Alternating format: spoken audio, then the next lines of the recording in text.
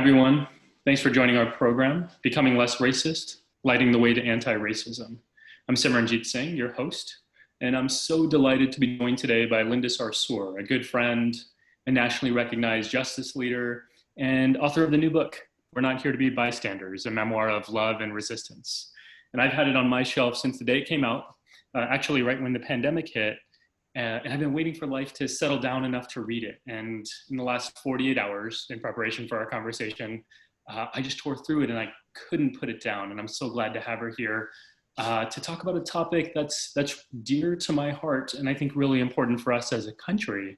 And that's Islamophobia and racism.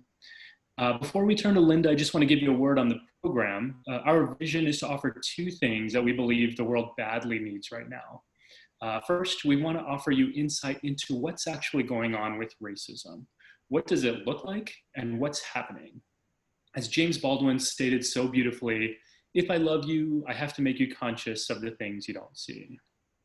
The other thing we hope to do here is to receive guidance from our expert guests on how to move from just understanding racism into taking action. And this may come as wisdom on how to grapple with the racist ideas embedded within ourselves. It may come as guidance on actions we can take to make the society around us less racist. But at the end of the day, our real focus is to move from ideas into action. Because, and as Angela Davis told us so beautifully and powerfully, in a racist society, it's not enough to be in a racist society, it's not enough to be non-racist, we must be anti-racist. So again, thank you all for being here and for being on this journey with me. For those of you who don't know her already, Linda Sarsour is a force. She's a Palestinian American who, like many second-generation immigrants, lives into both of these identities. She's got the baddest Brooklyn accent you've ever heard, from a hijabi or otherwise. And her unwavering commitment to justice is something unlike many of us have ever seen. Her book, again, a fantastic read, We're Not Here to Be Bystanders. It chronicles her life as a Muslim woman growing up in New York City and her experiences at the center of so many justice issues of our time. And Linda, I was reading it the past few days and I was like, wow, you're really in the eye of the hurricane at all times, or at least that's what it seems like. So how are you? How are you holding up in this moment? I'm feeling really blessed, Simran. I feel like I've been waiting 2 decades and working up to this moment. I feel grateful to be alive during, we're literally like in history and we just don't realize it yet because we're living in it and it's in the present. But one day, 20 years from now, we're gonna look back and say we were alive when America was in an uprising for justice and we were right there watching it or participating in it. So I'm feeling really blessed right now. Yeah, I feel you, and it's the strange thing when people ask you how you're doing in the middle of all this chaos, and you're like, good, actually, like this is what we're excited about, and we're not excited about the pain and the suffering that people are enduring, but really this moment of change. And I think for someone like yourself, and having read through your book and learned more about your story, it just feels like this is the moment when people are finally paying attention to the kinds of suffering that you've endured personally. And I'd love for you to sort of shed some light on what it's like to be you. Could you give us a sense, or actually could you reflect on a story, the first experience that you can remember of dealing with racism? I think for me, Simran, I had a great upbringing in Brooklyn, New York. I was born and raised in Brooklyn. I live in a place, I always tell people Brooklyn is the place where you come to if you can't afford to travel around the world. I can take you to China in Brooklyn. I can take you to Pakistan and India. I can take you to Middle Eastern communities. I can take you to West African and Latino communities and Central American communities. Like, it really is the place to come to when you want to travel the world. So I actually grew up in a community where I didn't really feel discriminated against because I actually kind of blended in with the people around me. I was not wearing hijab growing up in New York City as a kid, as a teenager, as a high school student. And because my name was Linda, I kind of blended in. You know, people thought I was Puerto Rican because I was from a particular neighborhood where there was a lot of Puerto Ricans that lived there. And so I kind of had a really great upbringing. I went to a school that was about 80% Black. So I've had deep relationships with Black communities for a long time. My father owned a bodega in a very predominantly Black and Caribbean community out in Crown Heights. So I was just around a lot of diverse people, and I felt good, and I felt embraced. The one time, I think the first time that I really felt a little otherized, or felt like there was something different about me or political about me, was, and I wrote about this in my book.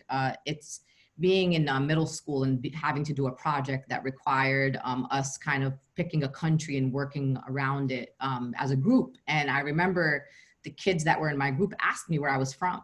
And it was very, that moment for me, that radicalizing moment where the kids were like, where's your family from? And of course, the kids in my group, one was Haitian, one was from Central America. Obviously, I was Palestinian. And one of the kids in my group was African American. So he was like, I'm from here, United States, is how he described, obviously, as a young person. And another young man was able to point out where his country of origin was, or his family's country of origin. My Haitian friend was able to be like, hey, Haiti's right here. And I wasn't able to do that as a middle schooler, because the map that my teacher had in her classroom didn't have Palestine on it. It was that part of the world said Israel, and I just didn't see myself in it. And it was one of those moments where I was like, what's going on here? Do I not exist? And having kids who were not really bullying me or mocking me, but they were kind of like confused, like, what's going on here? You said you're from Palestine, but where is Palestine? And that was a really hard moment for me. And I know that every Palestinian child, particularly those who grow up in the United States, have one of those moments. And so that was my first kind of introduction into understanding my existence, my heritage, my lineage, having really deep conversations with my family, although my family had been teaching me about Palestine from a very, very young age. But that was like my moment when I started feeling like I was evolving into my kind of politicization of my identity as a Palestinian American. Yeah, I'm remembering as you speak this idea that comes from Edward Said's book on Orientalism, where he talks about one of the challenges of modernity is that we trust people who we consider objective, and that ends up being Western Europeans.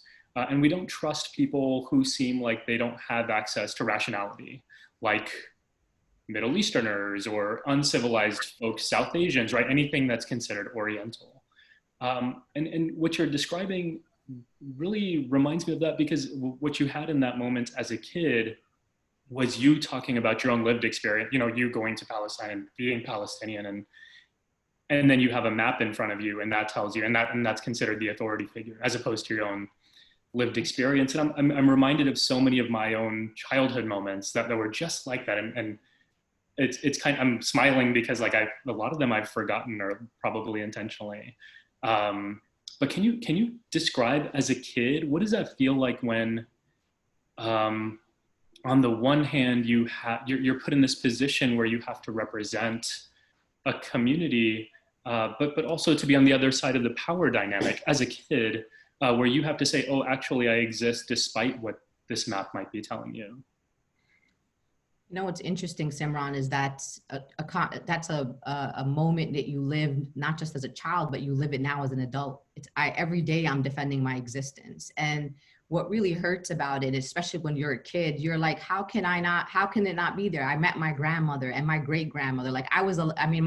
My great grandparent. At some point I had a grandmother. I had like a mom, a grandma, a great grandmother, and another great grandmother, like at one time. And so for me, I was like, how is that possible? How is their story? They live in Palestine. They were born there. Their parents. And I was just so confused. And then you start trying to live in the world, always trying to explain yourself, and also starting to understand that just your existence is political. Like, for example, if I ask somebody where they're from and they say, oh, my family's from Mexico, you kind of move on from there.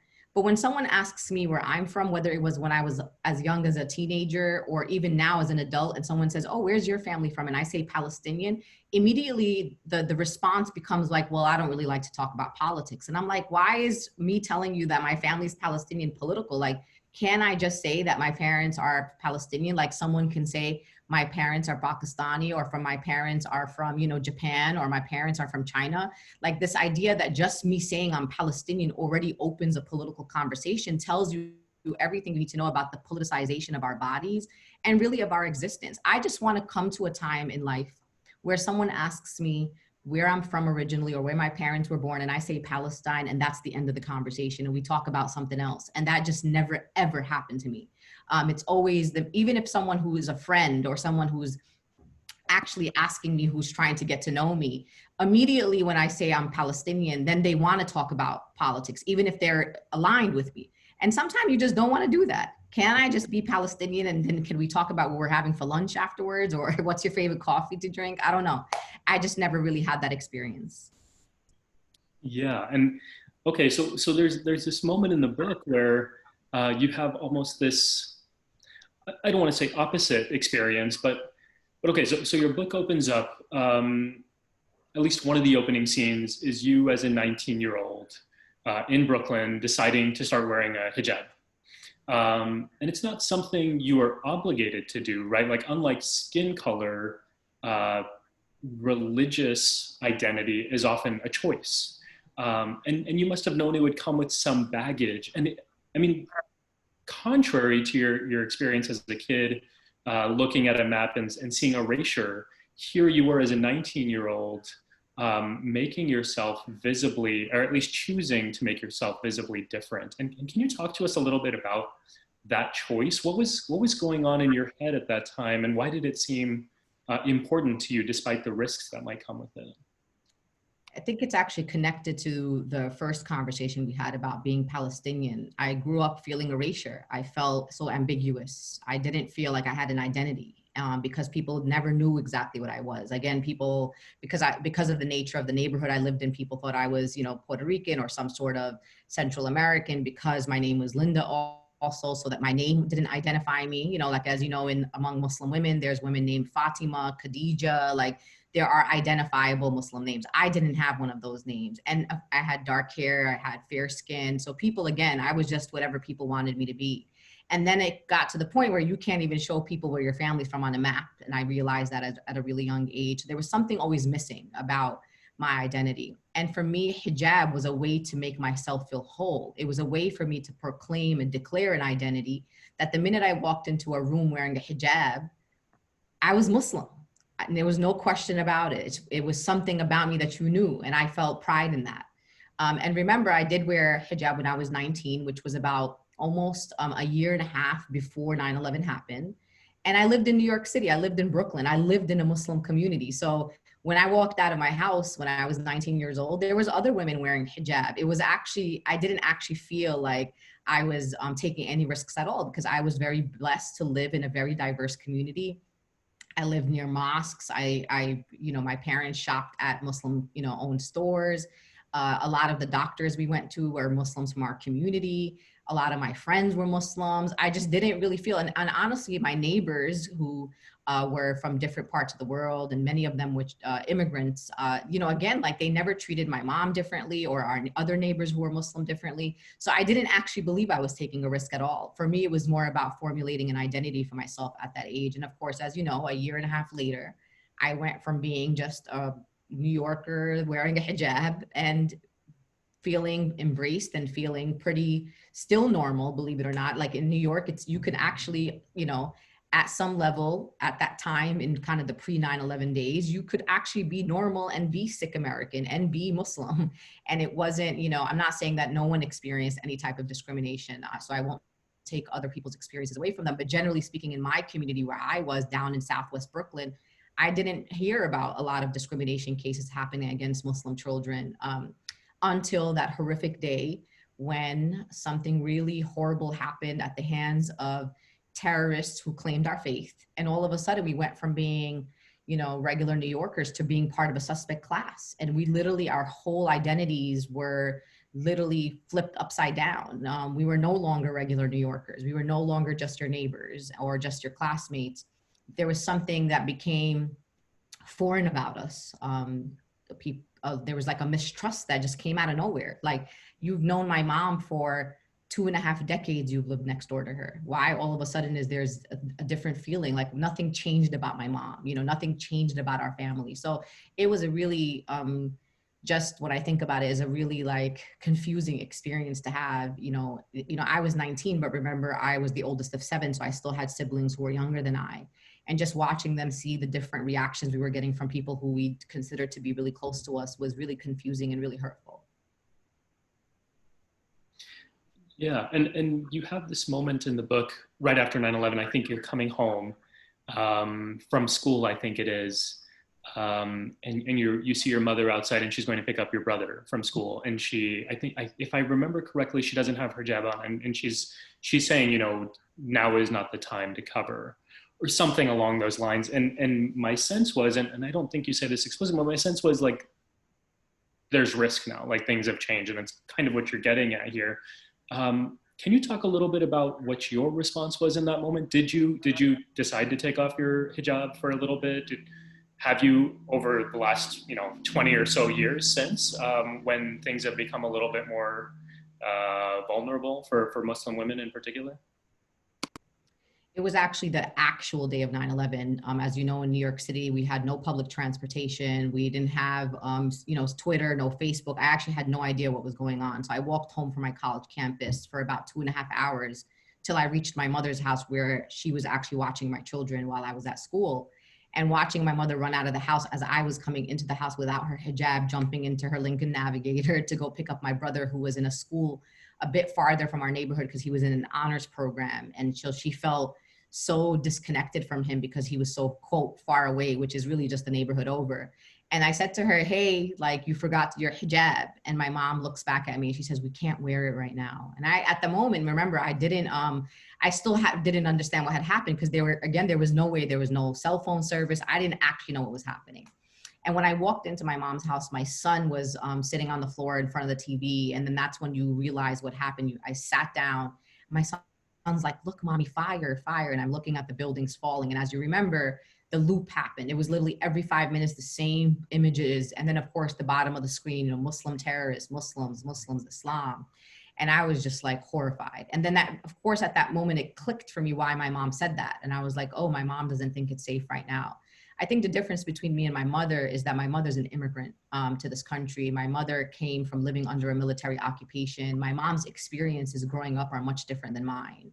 My mom is immediately thinking, what's going to be the response, government, law enforcement. Like, my mom's mind goes somewhere else. What are people going to think of us right now? My mom immediately was like, these people look like us. They have the same names as our husbands and fathers and sons. And my mom just went that direction.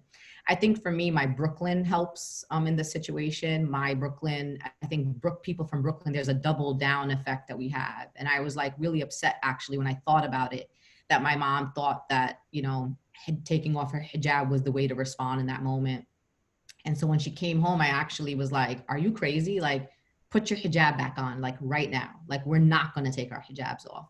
And there's a moment in my book also where I talk about a woman who passed away, was like an elder in our community, who was also an immigrant. She actually was born way before the creation of the state of Israel. So this woman has seen a lot in her life. And she was even like, look, faith is in the heart. It's not just about wearing a piece of cloth. You have to be, you have children, you have to be safe. God's going to forgive you. Like, God's not going to judge you for, prioritizing your safety and the safety of your family.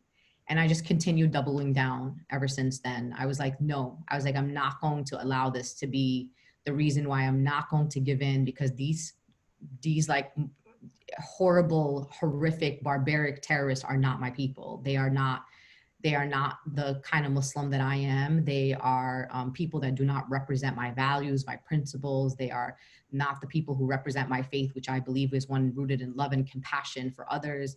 And I'm just not going to give in to this. And so I've never taken off my hijab since the day that I worn it, for whatever reasons. As you see, I'm out with my hijab all day, every day. It could be 150 degrees outside, I'm still wearing my hijab. And I think what I ended up getting to, Simran, is that as I got deeper into the work, I became a person that overcompensated for my own community. I mean, my role is not just an ordinary Muslim American who just wants to be connected to my faith and wear my hijab.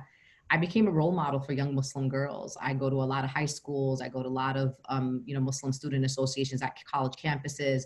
And I want Muslim girls to see me and say, we are brave, we are courageous, and see wearing hijab in America as an act of courage, because that is exactly what it is right now in the United States of America.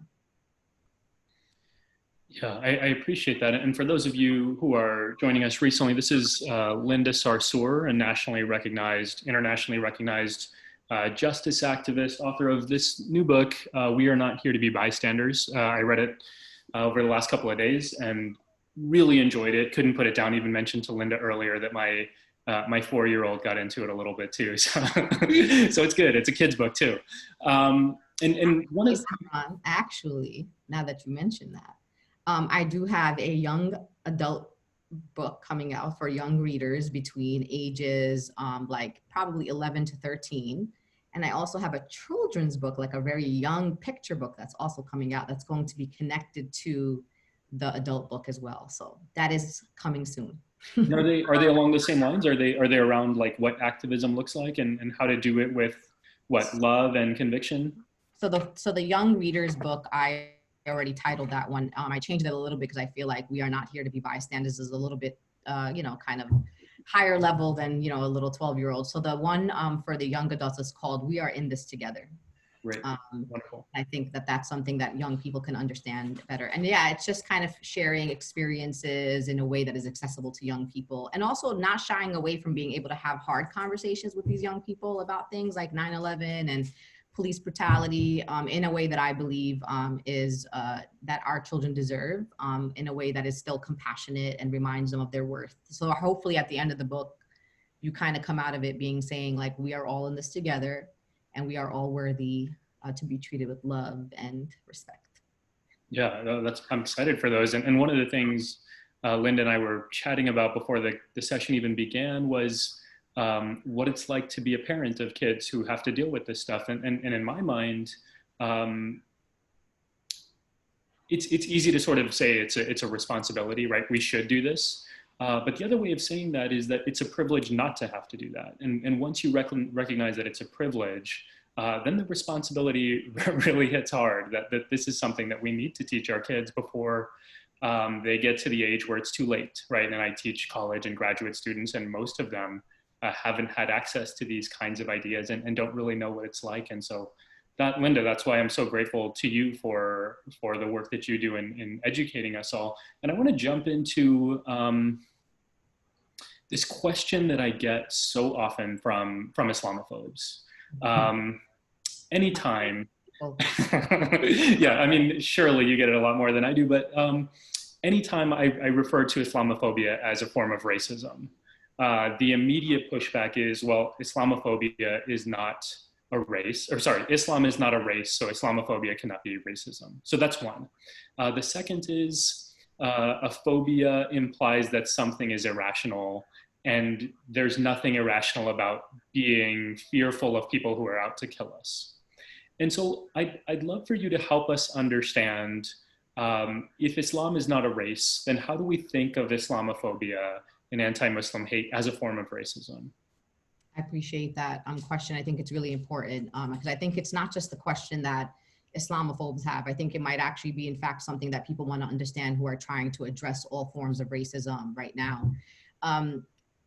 Actually, the Islamophobes are not totally wrong. I mean, obviously, Islam is not a race. In fact, Muslims come from every racial background. I mean, a Muslim can be white, they could be Black and African American, they could be from the continent of Africa, they could be, like Uyghur Muslims, they could be from China, they could be Japanese Muslims, they could be all kind indigenous Muslims, and meaning like Native American Muslims. So it's true that Islam, in fact, is not a race because we do, again, represent every racial group.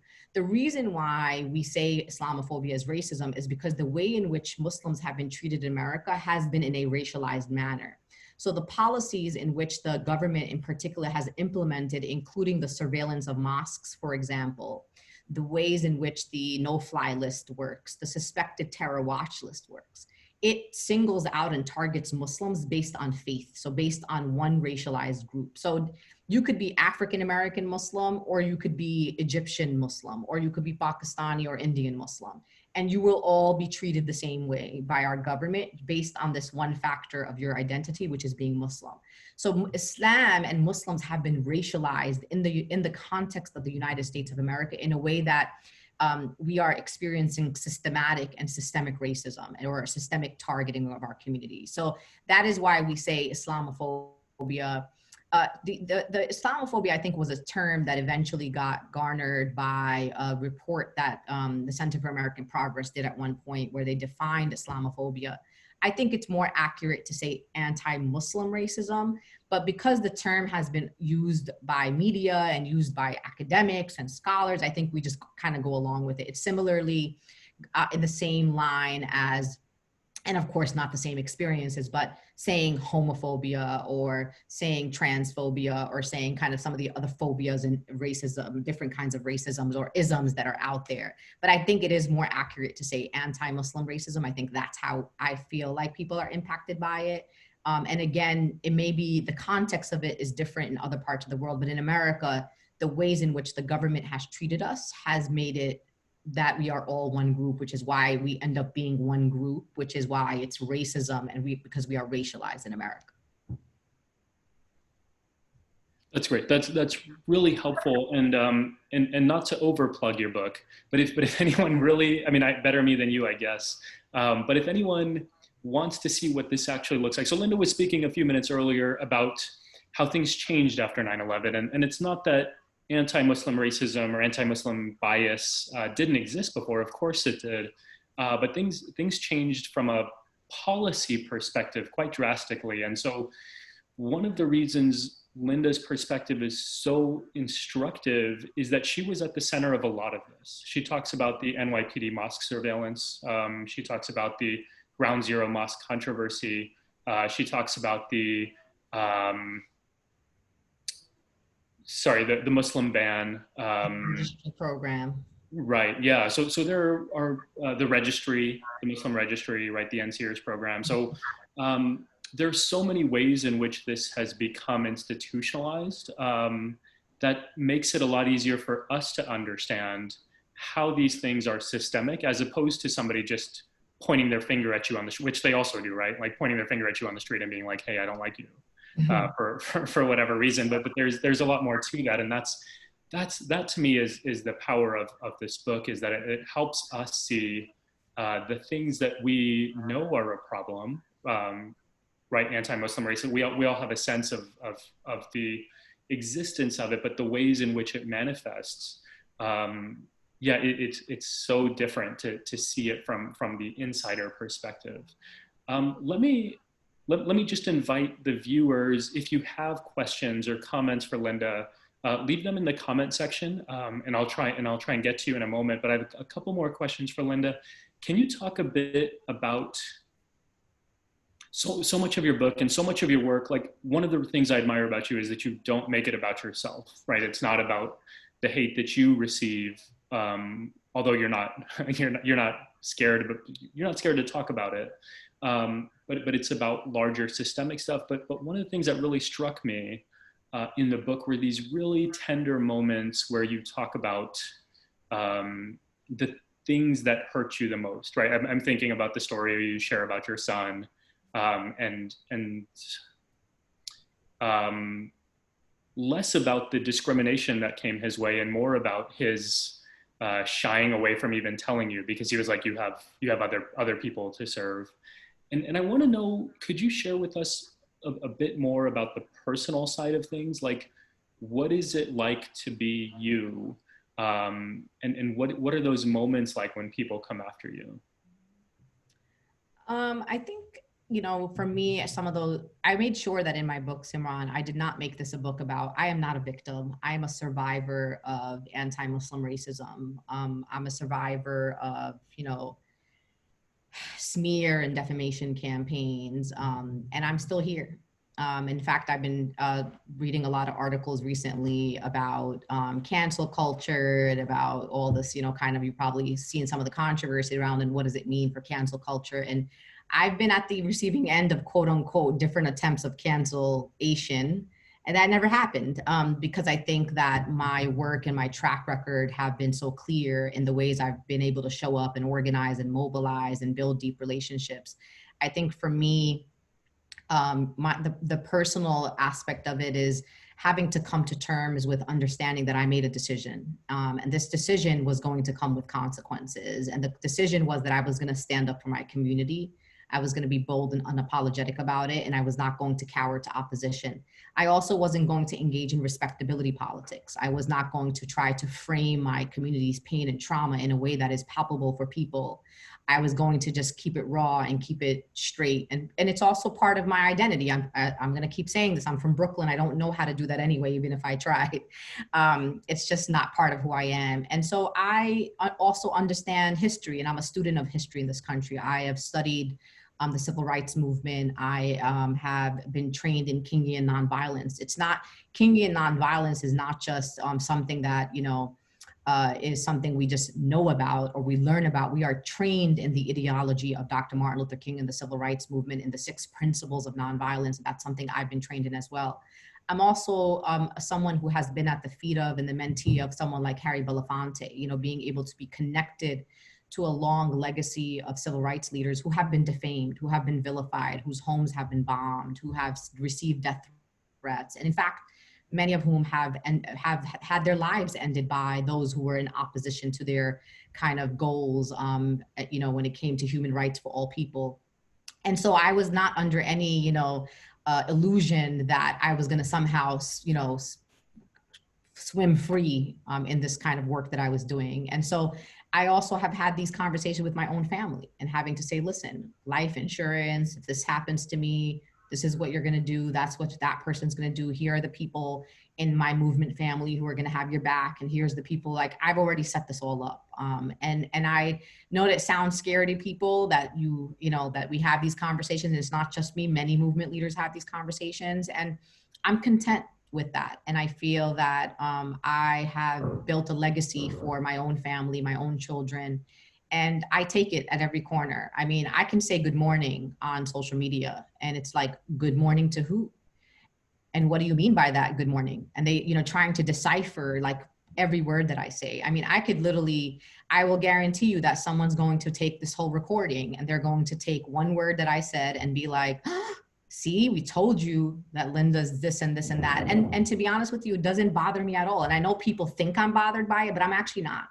And I just keep focused. I keep doing the work, and I keep moving forward. And I think my family has come to terms with that. I think at some moments, as I shared in the book, I think my kids were trying to find their role and their identity in this and what they're doing. What do you do when your mom is like at the front lines, and I think my kids figured it out.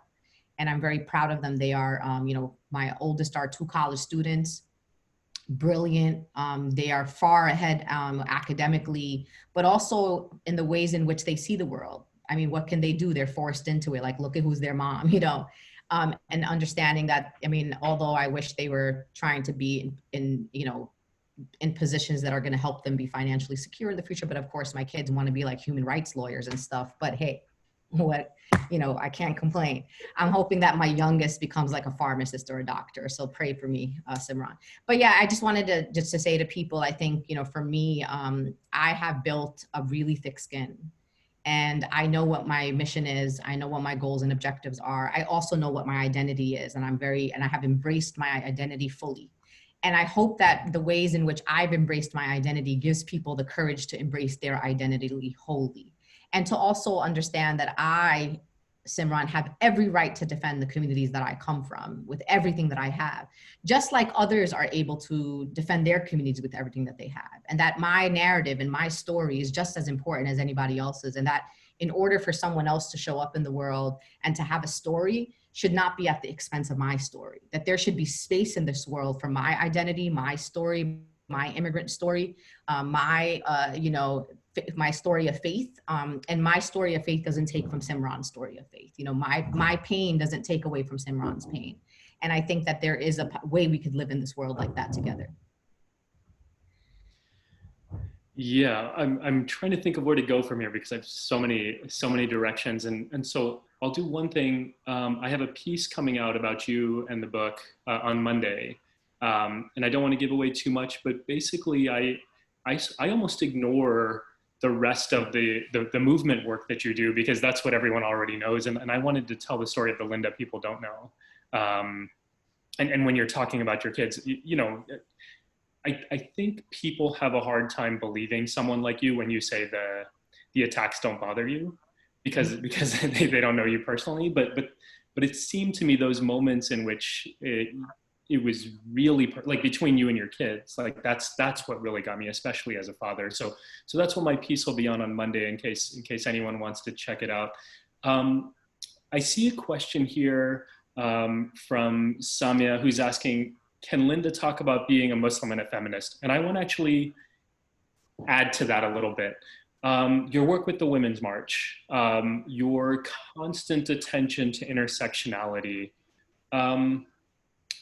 How does gender fit into the question of race and religion as it figures into your world, right? Like as a Muslim woman who is racialized, that's like a little bit of everything, right, at once. And so what does that look like? And then how does that inform your politics and your activism? I think, you know, I never really considered myself a feminist. It's not a term that I use personally. I think feminism overall, the generations that people have used that particular term, particularly Western feminism, it's really excluded people like me and excluded Muslim women. There's always been a kind of a foundation that feminism, particularly Western feminism or Western liberal feminism, means that they have to cut white women who are feminists are coming to the Middle East to like save women from like me from hijab or something. Like somehow this hijab that I wore somehow was some form of, you know, bondage. Like I needed to be liberated from my hijab. And so for me, my work in the kind of women's rights movement in America has always been very challenging for people. I'm a very uncomfortable feminist for some. And it's because I'm an intersectional feminist. And that means for me that I cannot just talk about reproductive rights without talking about racial justice. I can't talk about you know, equal pay without talking about racial justice. We cannot talk about any issue, you know, separate, like an issue that's specific. There is no issue specific to gender, you know, and I think that that's something that a lot of white women haven't really come to terms with over the many years of, you know, from the suffragist movement in America. And, you know, for me, you know, especially my participation in the Women's March was a very challenging position that I held as someone who was really trying to bring white women along to say, listen, I understand and I'm with you. I believe in a woman's right to choose also as a Muslim. But I also understand that reproductive health care requires us to also talk about the type of health care or lack of access to healthcare that Black women have and Indigenous women and other minority women and undocumented women. We have to have that conversation. When we talk about equal pay, you want to get paid the same as a white man in America, that's fine. But I want you also to realize that you as a white woman still are getting paid more than a Black woman and an immigrant woman and an Indigenous woman and et cetera. And so being able to kind of interject that kind of analysis in the women's movement has been very difficult, which is why we have struggled so much in the women's rights movement in America. When you think about all the different moments along the way, we keep going backwards because in the movements we're a part of, and I don't mean this about all white women, there are many wonderful allies, white women allies who are in this movement with us who have continued to elevate and center the voices of women of color. And I'm grateful to know many of those women. But overall, particularly for newer activists, especially in light of the Trump administration and in light of the Women's March 2017, there's been a lot of education that has had to happen. And sometimes, you know, when you talked about this earlier, Simran, privilege, right? Some women have the privilege of when they are uncomfortable to get up and walk away and say, I don't need this drama in my life. You know, I just came here to protest because I wanted equal pay. But if you're going to start bringing up Black people and race and stuff like that, I don't want to be a part of it. And in fact, there was an article about that that's in the New York Times about a week or so before the Women's March of 2017, where a woman at the New York Times wrote an article saying that she was watching the comments on our Facebook page where white women were saying that we were being divisive. And when we asked, you know, what do you mean divisive? She said, well, the women are saying that you keep talking about race. And I'm like, why is talking about race always, the response to talking about race is always we're being divisive? And I said, no, talking about race allows you to have a larger analysis that brings everybody in, that makes everyone feel seen in the conversation. I mean, even, you know, the ratification of the 19th Amendment, or thinking about voting, when people say we're celebrating, you know, the whatever 100th or 200th anniversary, I don't even remember right now, of the women's right to vote. And I'm like, which women? You know, we have to be clear here. I mean, it was Black women didn't get the right to vote till like like 5 decades ago. So there's a lot of these hard conversations. So what I will say to, you know, Samia, is that it's been difficult for me being a Muslim and a feminist. You know, as a feminist, I'm also a protester. So for example, Simran, like, I support the right of Americans to engage in boycott, divestment. It doesn't matter of who, of what. Boycott and divestment are constitutionally protected tactics and strategies that are literally enshrined in the Constitution of the United States of America. It is my right to engage in boycott of Goya. You know, the CEO of Goya just went to say that we are so blessed to have Trump as our president. I am, engaging in the boycott, divestment, and sanctions of Saudi Arabia. I'm with that. Boycott, divestment, and sanction China for their treatment of Uyghur Muslims. And yes, of course, that also includes the boycott, divestment, sanctions movement of Israel, which is something that I support. And so for me, for example, as a protester in the Women's March movement, I asked the women's rights movement to endorse our ability to engage in BDS. And that was difficult for some white women. They were so outraged about it. And I was like, ladies, you're protesters. Don't you want to be able to have your right to boycott and divestment to be something that you have control over, that is protected by the Constitution of the United States of America? And so some women were like, yeah, actually, that does make sense. I never thought about it that way. And then, of course, there were others who were beyond themselves. And my position always has been, Simran, that I'm going to stand in my values. I'm not going to cater to the lowest denominator in our movement. I'm going to try to take them and uplift them and bring them up to the higher moral ground that I believe that I hold. And I'm not saying I'm a perfect activist. I'm a flawed human being. I'm going to make mistakes along the way, because that's just who we are. We are human beings that make mistakes. But my core values and my core principles never change. And I think that is what is the most important thing about being a feminist. It's about making sure that the women's rights movement in America includes everyone. And also that when you think of the feminism, you could think of someone like me, or you can think of a Sikh woman, or you can think of a Jewish woman, or you can think of an atheist woman, or you can think of an undocumented woman, a Black woman, you know, an indigenous woman, a woman with disability. We all can be feminists. There's no one way to be or look like a feminist. And I think that is kind of where we need to go, but we're not there yet. Yeah, I appreciate that response. And I appreciate the question too, especially in a context where we're constantly told that Muslim women are oppressed and that Islam is patriarchal by design. And you know, this, for whether we realize it or not, that's the constant messaging we get. And for me, the most helpful 2 pieces that I've read that helped me understand my own sort of baggage and the hypocrisy behind that thinking. One was Leila Boulagoud's book, Do Muslim Women Need Saving? And she has the Time article, for those of you who prefer articles over books. She has the Time article of the same name. And then Saba Mahmood's, rest in peace, Saba Mahmood's Politics of Piety. Just, it changed the way that I thought about Islam and gender. It also changed the way I thought of myself, actually.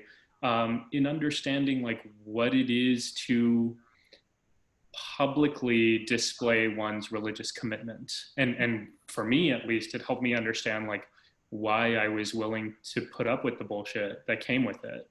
Like what does it bring into my life? So anyway, those are 2 really fantastic books that I would recommend. I want to make sure we get into a little bit of the pragmatic, because that's what you're so good at and what your book is a lot about. Instead of asking you something general, I want to ask you something direct that comes from Claire. Is it appropriate or strategic to bring anti-Muslim bias into the conversation that's currently happening about Black lives and police violence? So I guess part of the question is like, we see the intersectionality, we see anti-Muslim racism as a problem, but how do we do this without minimizing the message of the movement for Black lives at the same time? I appreciate that question very much. I think that we have to also make sure that we are very clear that Black people in America are also Muslim. 1/3 of our community as Muslim Americans is African American.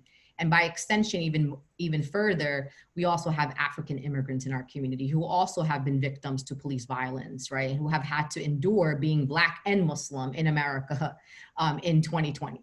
I think it is very important for us to think about a few things, that we cannot show up to movement spaces and impose on movement spaces, particularly those that are Black-led, specific to ending police brutality, and saying, I won't, as a Muslim who is not Black, come to this table or come to the front lines unless you care about me. And by nature, the Black Lives Matter movement is an intersectional movement. The movement for Black Lives has an intersectional platform where they do name oppressions happening to other communities. Remember, Black people are also undocumented. Black people are also LGBTQIA. Black people are also people with disabilities. I mean, remember that Black people themselves are an intersectional community, and we need to make sure that we're naming that. For me, I'm Palestinian and I'm a Muslim. And the movement for Black Lives will tell you, and you know me, I have organized with some of the most stellar Black organizers in America. I do not show up to the table and say, I am not going to sit here with you unless you say free Palestine, unless you say that you're also against Islamophobia. What people have to understand about movement work, it's all relational. It's all relationship building. So for me, Simrana, when I've come to the table, I've been at these tables for almost 2 decades now. I come to the table wholeheartedly to show up for Black liberation. No conditions, no imposition. While I'm there, giving my skills, giving my love, my compassion, really anything that I have, I offer it to the table. Someone will turn around and say, who are you and what's your story?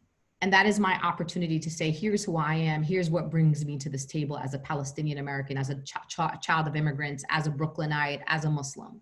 And by, you know, it's almost natural. People want to reciprocate solidarity. When they see you willing to risk for them, they will look at you and say, well, where am I needed for your community? Where can I be of service to your community? So that's how it's not, we should never go into a space, and that's what minimizes spaces, when you put impositions on different movement spaces. And so I'm just very grateful to be part of a movement that is Black-led, that has embraced me and embraced the communities that I come from, and has wanted to learn my story. And I've also had many profound experiences. If you remember during the summer when Mike Brown was shot in Ferguson, these little Palestinian kids in Gaza who rarely have internet access were sharing across the world through Twitter suggestions on ways that the children of Ferguson or the young people of Ferguson can protect themselves from tear gas, because that was something they were experiencing there. And to see that solidarity that was so natural in this kind of digital era, and then to see the way that the people of Ferguson reciprocated that solidarity to Palestinians. When I showed up to Ferguson, I saw young Black people carrying Palestinian flags. I didn't give them those Palestinian flags. I didn't even talk to them about Palestine, but it was just this natural way of reciprocation. So we should never impose, but I think that the movement naturally shows solidarity, because it is built on this idea that, yes, Black lives matter, for sure, but there's a sanctity of, there's like this idea of about the sanctity of life just in general. And I think that the movement for Black Lives was such a movement that is so centered in radical love and compassion. There was another question that I saw, Simran, that's really important, because I think that as we talk about our communities, we also have to be accountable for our own communities. And I think one of the questions was, as a Muslim American, how do we also address anti-Black racism within our own community? You know, our community, again, is 1/3 African American. We also have, again, you know, children of African immigrants, Somalis, Sudanese, other West Africans. And we do have an issue with that, as people have in every faith group. We have to be able to figure out how, we can't just say Black Lives Matter as some sort of mantra. It's like, what is the work that has to happen within our own communities, many of which our communities have taken on some of the white supremacist ideology, or not necessarily ideology, but just entrenched racism in America, where we come to America, or our families come to America with these already preconceived notions that they unfortunately even learned abroad by watching television or watching Hollywood. And then they come, you know, to this country, and sometimes they're engaging in this type of behavior where, you know, a non-Black Muslim woman might be clutching her purse, or maybe there's some sort of discrimination that happens at the mosques, and even segregation at our mosques. And I think that is something that our generation, that my generation and those younger than me, have really taken a stand on, and have started to implement the actual anti-racist work that needs to happen. I'm not saying that I gave up on our older generation. I believe in our older generation too, but I think that we have an opportunity to do more work in that area. And it's similarly when we talk about gender and gender justice within the Muslim community as well. You said this earlier, you know, this idea that has been put out by Islamophobes that somehow Islam is inherently patriarchal. Can Muslims be patriarchal? 100%, absolutely. Can they be all kinds of things? Yes, just like Muslim dictatorships and Muslim regimes. And oftentimes Islamophobes use examples like, you know, the regimes of, you know, Saudi Arabia to say this is what Muslims are. And so I always say to people, for me, Islam is different than Muslims. And Muslims are flawed human beings. Muslims can be racist. Muslims can be all kinds of, you know, they could be sexist and ableist and all kinds of things. And if they were truly following in the footsteps of our beloved Prophet Muhammad, may peace and blessings be upon him, we would all just be kind human beings who are already inherently anti-racist based on our faith. And unfortunately, as happens with many faiths, including, for example, in America with evangelical Christians and other conservative Christians, the perversion of faith to oppress others. And so in fact, that happens with amongst Muslim, you know, leaders in some parts of the Muslim world. I'm not going to deny that. I've never denied that. I just want people to think about that us as Muslims, that we are individuals who follow a faith, and we have bad individuals amongst our faith group, just like every faith group does. There's not one faith group who can claim that every person in their faith group is perfect. That's just not possible. Do I believe my faith is perfect? I think my faith is a faith that really is rooted in justice and love and compassion. It's unfortunate there are sometimes going to be people who do not follow the true interpretation of Islam. Yeah, it's heavy stuff, and I see we're getting to the end of our time, and I just want to ask you one more question. It's a tough one, and it's not one that I really know the answer to, and so just interested to hear what you think.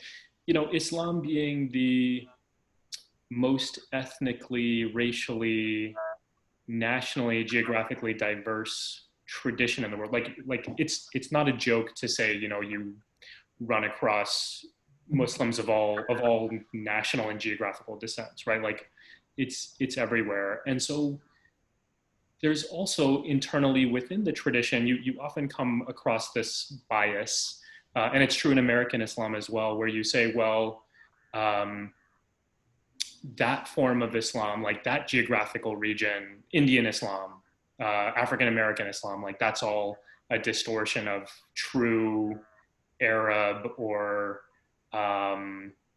what you might get from an Egyptian imam or whatever, right? Like whatever is considered the most authentic. And so it's a question about internal diversity. And the previous question from Abdi that you addressed was about internal diversity and dealing with anti-Black racism. How do you deal with, as a Muslim, these questions around authentic versions of Islam and being like, I guess within a tradition, like the idea of supremacy, like my version of Islam is real and yours is wrong, and that's why African American Islam is not authentic or whatever, right? Like we see a lot of that. And so what do you say to that?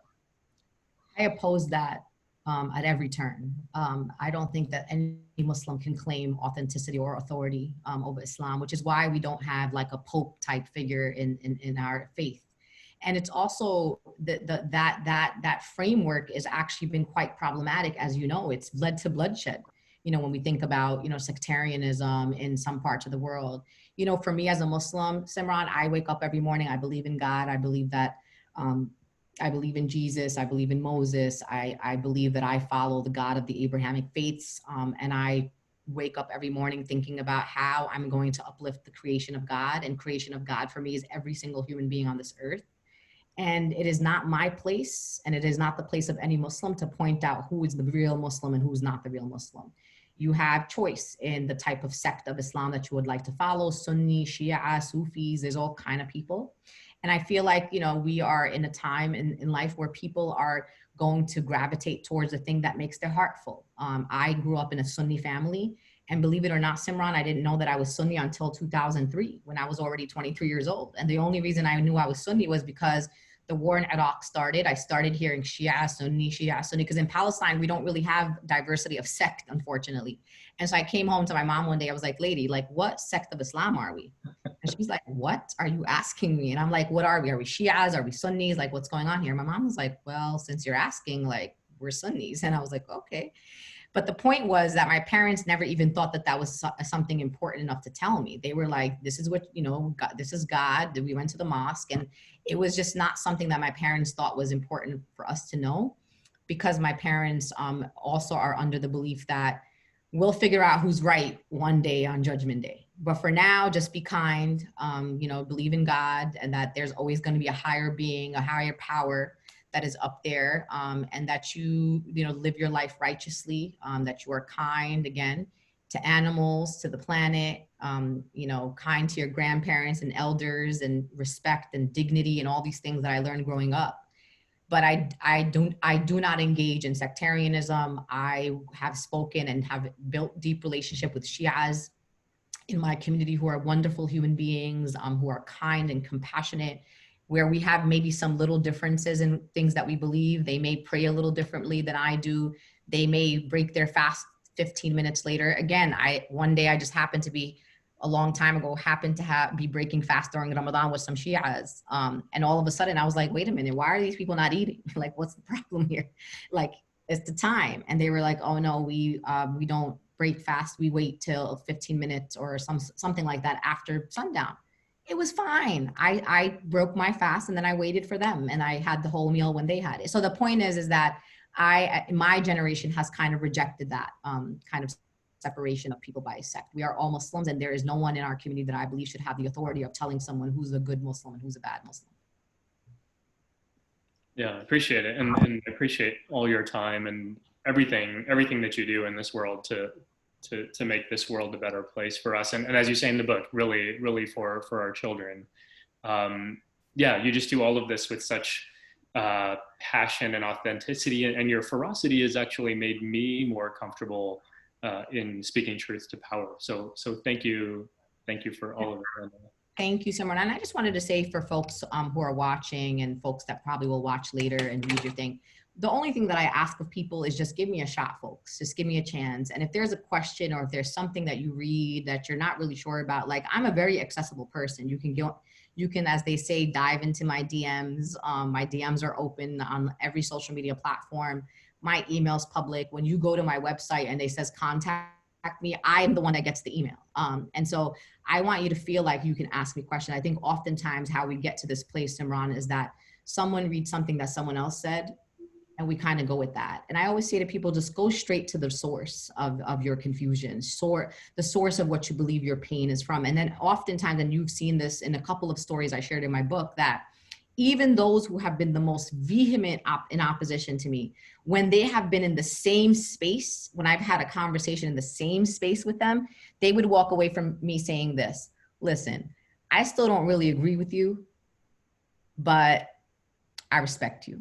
And that's all I'm asking for. And I think that the most important thing about us in this world, Simran, is even you and I, there might be moments where we might have a conversation about an issue or a policy where you and I might not agree, maybe.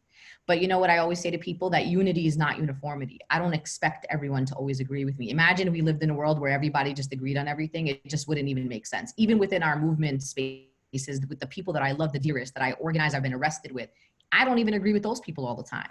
So if I don't agree with those people, don't expect to always agree with me. And just say to yourself, you know what? I may not agree with Linda on this issue, but I do agree with her on 88 other issues. And so how do I find common ground to work with her in spaces where we do have some common agreement? And that's all I ask for people to do with everyone.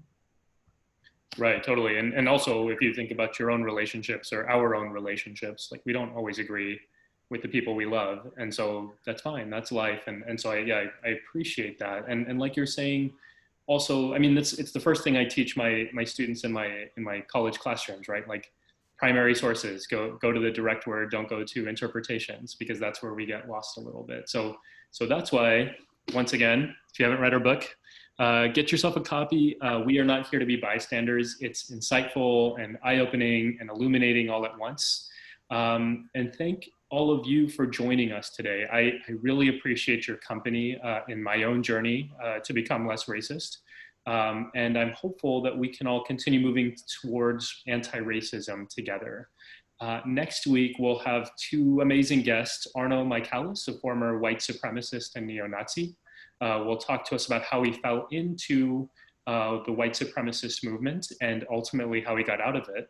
And Jennifer Harvey on her New York Times bestseller, Raising White Kids. And like today, as with every episode, we'll try to learn as much as we can about racism, what it looks like in our country, and what we can do about it. So thank you all and take care.